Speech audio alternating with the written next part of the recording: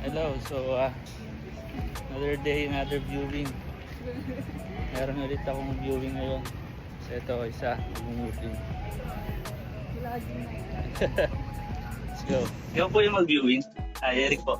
Halika.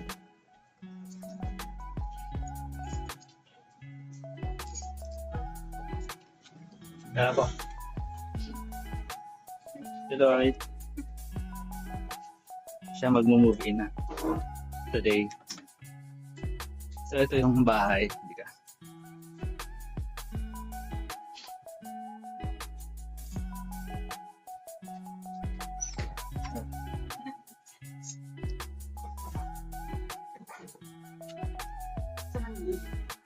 Ha?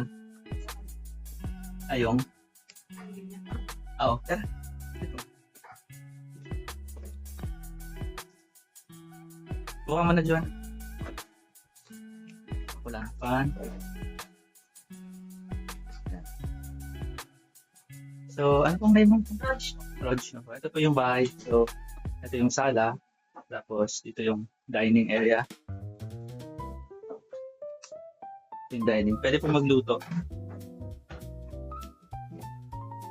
Meron tayong kitchen. So, gas.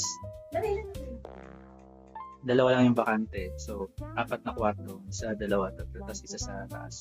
Dito yung room na may bakante. Ito yung may CR din dito sa baba. May CR dito sa baba, may CR sa taas. Tapos dito yung kwarto na may bakante. Dalawang upper bed. Sige po tuloy para makita. Dalawang upper bed.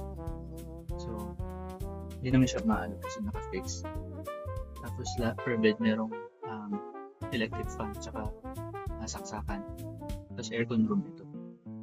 Ano lang yun. Naka-timer lang siya. So, magbubukas siya ng alas 8 ng gabi. Mamaya. Gamit dito po. Yung room na yan, 4 sila dyan. Ito yung cabinet nila. Tag-iisa. Cabinet locker. Kasi hindi nakasya dyan sa loob. Kaya nasa labas. Yan.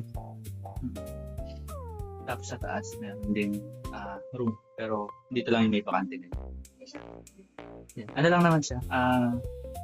Ngayon, isang araw lang. Tenant ko na siya dati. Kaya lang may asikasuhin dito. Application niya. So, nagtatransfer. Ina-accept yun kapag dati ko ng tenant.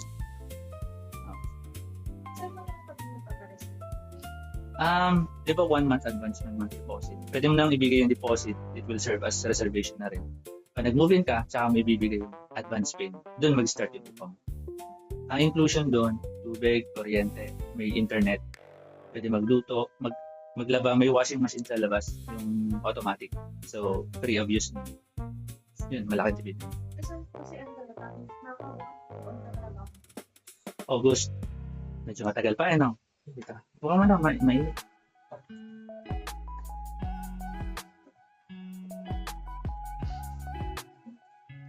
Pili ka na dyan kung saan mo trip. Dito. Pag dito, tapat ka ng aircon. Pag dito, walang din naman. Dito. Dalawang upper. Kahit saan? Diyan lang. Lalabas din ako namin. Kakaisang. Ayun, susi. Ito.